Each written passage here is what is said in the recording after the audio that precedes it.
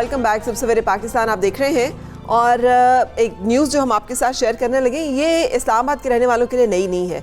इसलिए कि मुझे याद है कि कुछ महीने पहले भी इसी तरह से प्लास्टिक बैग्स पे पाबंदी जो है वो लगाई गई थी, लेकिन अब वाकई होशियार होने की ज़रूरत है, इसलिए कि भारी जुर्माने जो हैं वो अब आयद किए गए हैं और जुर्माने बहुत ज़्यादा हैं। 5,000 रुपया उस पर जो कि शॉपिंग बैग इस्तेमाल कर रहा होगा यानी खरीदार, और 10,000 रुपया दुकानदार पे जो कि बेच रहा होगा, और दूसरी दफ़ा 20,000 रुपया आपको जो है जुर्माना होगा अगर आप फिर से पकड़ लिए जाते हैं। और मेरा ख्याल है कि हम इसके अलावा खौफजदा भी नहीं होते हैं। अगर हमें जुर्माने किए जा रहे हों फिर ही हम खौफजदा होते हैं। वज़ारत मौसमियाती तब्दीली के जॉइंट सेक्रेटरी के मुताबिक आम शहरी को प्लास्टिक बैग इस्तेमाल करने पर, जिस तरह से फ़रा ने बताया, 5,000, दुकानदार को 10,000, जबकि दोबारा इस्तेमाल करने पर 20,000 जुर्माना आयद होगा और साथ में माल भी जब्त कर लिया जाएगा। आगाही मुहिम जो है 28 फरवरी तक जारी रहेगी। तो 28 फरवरी के बाद क्या होगा? मतलब 1 मार्च से प्लास्टिक बैग इस्तेमाल करने वाले जो है इनके खिलाफ कार्रवाई शुरू हो जाएगी। बिल्कुल शुरू और लेकिन जो सदर अंजुमन ताजरान पाकिस्तान जो है उनका पॉइंट ऑफ व्यू बिल्कुल सही है कि रावलपिंडी और इस्लामाबाद बिल्कुल ऐसे हैं। हाँ जी, तो आप शहर। हाँ, तो रावलपिंडी में सब कुछ जो है वो चलता है, वहाँ से अगर लोग ले आएंगे तो फिर वो भी तो आखिर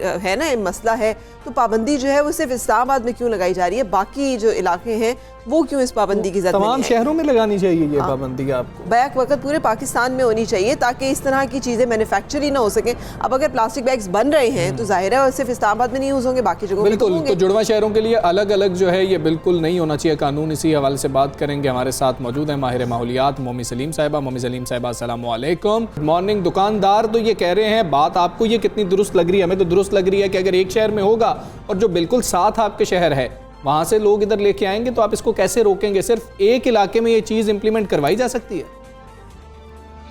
पहले तो बहुत बहुत शुक्रिया प्रोग्राम में मदु करने के लिए। बिल्कुल आपकी बात सही है, क्योंकि जब ये बन रही थी पॉलिसी और जब ये नाफिज हो रहा था कानून, तो हम लोग इस ग्रुप का हिस्सा थे जिसमें हमें मलिक अमीन असलम साहब ने जो है ऑन बोर्ड लिया था। हमने उस वक्त भी कहा था कि इसकी सस्टेनेबिलिटी के लिए बहुत ज़रूरी है कि इसको एट सोर्स बंद किया जाए। उन्होंने हमसे ये भी शेयर किया था ये पॉलिसी इंक्रीमेंटल है, जिससे मुराद ये कि ये सिर्फ प्लास्टिक बैग्स तक नहीं रुकेगी, क्योंकि सिंगल यूज सिर्फ प्लास्टिक बैग नहीं है बल्कि बॉटल्स भी हैं। फिर उन्होंने हमें ये भी बताया था कि ये बाकी प्रोविंसेस में भी इसको इम्प्लीमेंट कराया जाएगा, और आपको पता है पंजाब में भी उस वक्त इंट्रोड्यूस इसको कराया गया।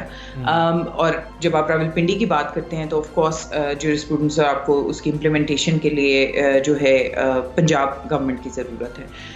तो बिलाशुबा ये बहुत ज़रूरी चीज़ है कि सिर्फ एक सिटी में नहीं, क्योंकि ये एक पायलट प्रोजेक्ट था और प्रॉबली ये इसलिए नहीं, कोविड की वजह से आई थिंक कि एक वो लल पीरियड बीच में आ गया था, क्योंकि ऑफ कोर्स कोविड जो है उसकी वजह से काफ़ी चीज़ें बंद हो गई। एक मिथ ऐसी भी आना शुरू हो गई कि जी आप अपना बैग लेके जाएंगे कंटामिनेट हो जाएगा, आप घर आके उसको धो नहीं सकते, ये इस तरह की बहुत सी ऐसी चीज़ें थी।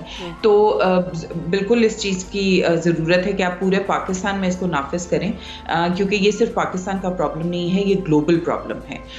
क्योंकि ग्लोबली जो है आप इस वक्त तकरीबन 400 मिलियन टन जो है वो आप प्लास्टिक प्रोड्यूस कर रहे हैं, और वो बहुत हैज़र्डस है हेल्थ के लिए ह्यूमन की। और बिल्कुल, लेकिन मोमी सलीम साहिबा, कब तक इसका दायरा कार जो है बाकी शहरों तक भी बढ़ाया जा सकेगा? क्योंकि अमूमन होता ये कि इस तरह की सारी सख्तियाँ और पाबंदियाँ इस्लामाबाद के रहने वाले लोग वैसे भी ज़रा बेहतर डिसिप्लिन में आ जाएंगे शायद, हालांकि आते नहीं हैं। तो बाकी शहरों में कब तक आप समझते हैं कि ये कैंपेन पहुंचेगी या इसका सिलसिला शुरू होगा? मेरे लिहाज से तो इसको जल्द से जल्द वैसे ही शुरू कर देना चाहिए है, क्योंकि आपकी क्लाइमेट चेंज काउंसिल भी है जिसका मैं खुद हिस्सा हूँ, लेकिन हम क्योंकि ऑफ कोर्स सिविल सोसाइटी से हैं, लेकिन उसके अंदर CMs भी जो है वो सारे प्रोविंसेस के शामिल हैं। तो मेरे लिहाज से जल्द उसकी एक मीटिंग कॉल करके सारे प्रोविंसेस को ऑन बोर्ड लेना चाहिए। ऑल्दो क्लाइमेट चेंज के साथ इसका डायरेक्ट कनेक्शन नहीं है, मैं इस काउंसिल का इसलिए जिक्र कर रही हूँ क्योंकि ऑफ कोर्स इसको मिनिस्ट्री ऑफ क्लाइमेट चेंज ने जो है टेकअप किया है, जो पहले मिनिस्ट्री ऑफ एनवायरनमेंट किसी ज़माने में हुआ करती थी डेवोल्यूशन से पहले। और दूसरी बात मैं ये कहती जाऊँ कि इसको आप कितना भी नाफिज कर लें, आप देखिए रिसाइकलिंग कितनी कर सकते हैं, ये एक मिथ है। और जो आपका पेट्रोकेमिकल इंडस्ट्री है वो इसको प्रमोट कर रही है। जब तक आप इसको एट सोर्स बंद नहीं करेंगे जहाँ प्रोडक्शन हो रही है, तब तक आप लोगों को ज़्यादा, ठीक है बिहेवियर चेंज आना चाहिए। मैं अपने खुद बैग के अंदर कितने कपड़े के थैले लेके चलती हूँ, इसलिए क्योंकि घर आके आप वो धो सकते हैं, उसको रिसाइकल मतलब आप रीयूज़ कर सकते हैं। लेकिन जो रिसाइकल है, आई थिंक प्लास्टिक प्लास्टिक की रिसाइकलिंग के लिए बहुत सी वीडियोस भी हमने देखा है सोशल मीडिया पे आती हैं, वो सिर्फ इसलिए आती हैं कि प्रोपेगेंडा चलाया जा सके कि ठीक है अब, क्योंकि देखें ये है तो आपकी जो पेट्रोकेमिकल इंडस्ट्री उसका वेस्ट है जिसको हम यूज करके अपने लिए जो है पैकेजिंग और बाकी चीजें करें। तो जब तक सोर्स पे, जिससे मुराद ये कि इंडस्ट्रीज, बिजनेसेस, ऑफिसेज, ये लोग ये रोकेंगे नहीं तो तब तक कुछ नहीं होगा। और साउथ एशिया में ऐसे एग्जाम्पल्स मौजूद हैं जहां बच्चों को पढ़ाई के लिए ये कहा गया है कि आप बैग्स लेके आएं, वो उनकी फीस है एक किस्म की, वो लेके आते हैं, वो बैग जमा कराते हैं और वो वहाँ पे पढ़ते हैं। इस तरह एक वो रिसाइकलिंग या एक वो उसको एक प्लास्टिक पोल्यूशन को कम करने में भी मदद दे रहे हैं। तो बहुत से ऐसे छोटे छोटे मॉडल्स हैं, सिर्फ लोगों को बताना काफ़ी नहीं है। आई थिंक इस कैंपेन को हमें इनोवेटिव वे से करना पड़ेगा। बिल्कुल ठीक है, इनोवेटिव वे से करना होगा। मोमी सलीम साहिबा, बहुत शुक्रिया आपका। सुबह सवेरे पाकिस्तान आप बात करें थी फरा। इसके बाद एक और बड़ा मामला हुआ ना, हमने देखा शहरों में, मॉल्स में खास तौर पे देखा, इतने महंगे महंगे, उन्होंने कहा जी आप बैग लेना चाहेंगे? हाँ जी, आप कहेंगे जी मैं लेना चाहूंगा बैग, तो कहेंगे कि 40 रुपए का छोटा, 80 रुपए का बड़ा, तो फलाने का और फलाना का फलाना। ये बहुत ज्यादा काम खराब हो गया। तो ये भी एक इशू है कि जिन लोगों की अफोर्डेबिलिटी पहले ही कोविड की वजह से इतनी मुतासर हुई भी है, वो बेचारे पहले ही गुर्बत का शिकार है, मसाइल का शिकार है, वो कहाँ से महीने के जो है वो इतने पैसे बैग्स में देंगे? और हाथों में पकड़ के तो अशिया बंदा नहीं जा सकता। मेगा स्पोर्ट इवेंट की बात कर लेते हैं जो कि चोलिस्तान जीप रैली है। आप सब इससे वाकिफ हैं, जिसका मैदान अब बिल्कुल सजने को तैयार है। 11 से 14 फरवरी तक चोलिस्तान जीप रैली का इनेकाद होने जा रहा है। अरे मुझे इसमें बहुत अच्छा लगता है जब खवातीन भी इसमें शामिल होती हैं, और ना सिर्फ शामिल होती हैं बल्कि जीतती भी हैं। तो अब तक तकरीबन 100 गाड़ियों की रजिस्ट्रेशन हो चुकी है। अगर आपको भी दिलचस्पी है और आप भी शामिल होना चाहते हैं तो आई थिंक अभी देर नहीं हुई, आप भी शामिल हो सकते हैं। सो हमारे नुमाइंदे अमजद ऐवान भी इस वक्त जो है मौजूद है चोलिस्तान में। मज़ीद सूरत हाल जो है वो उनसे जानते हैं। तो अमजद, क्या ट्रैक है, कैसी तैयारी है, कितने किलोमीटर का ट्रैक है ये? हाँ जी बिल्कुल, अगर बात की जाए बहावलपुर चोलिस्तान जीप रैली की तो 11, 12, 13 और 14 फरवरी को ये प्रोग्राम होने जा रहा है चोलिस्तान के अंदर।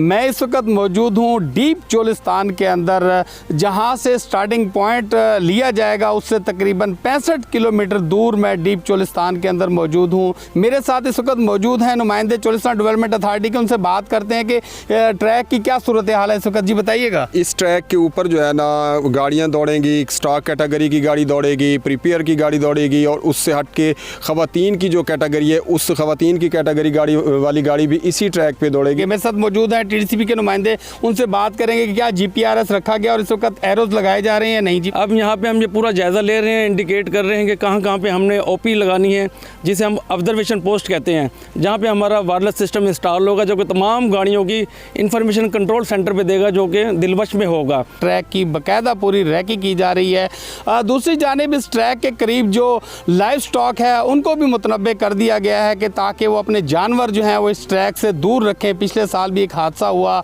इस बार जो है वो देखा जाएगा 14 फरवरी को कि कौन जीत पाता है ये चोलिस्तान की जीप रैली।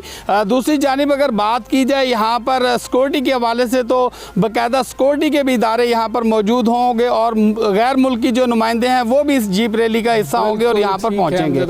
बहुत शुक्रिया आपका, आप हमें बता रहे थे इस रैली के हवाले से, और ये रैली बहुत मशहूर है और हर एक का मेरा तो ख्वाब है कि ये रैली के भी जाके मैं अटेंड भी करूँ।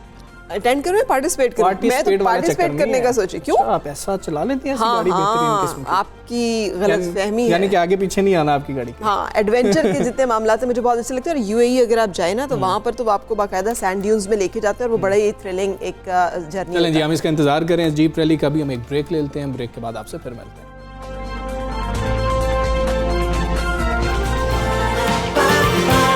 सुबह